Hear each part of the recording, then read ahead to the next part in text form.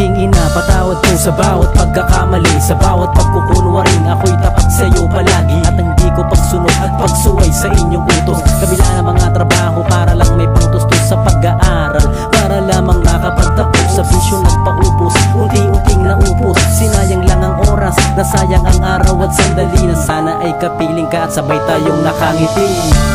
Aking ina, ako'y patawarin sa mga kasalanan na gawa sa inyo. Patawad po, patawad po. Aking ina, ako'y patawarin sa mga kasalanan na gawa sa inyo.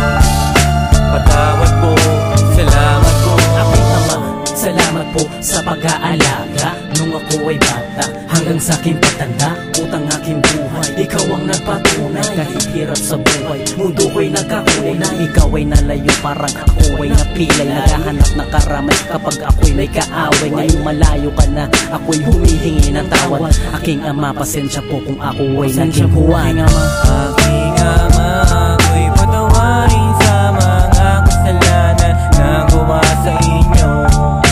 Patawad po, patawad po. Aking ama, ako'y patawarin sa mga kasalanan na gawa sa inyo.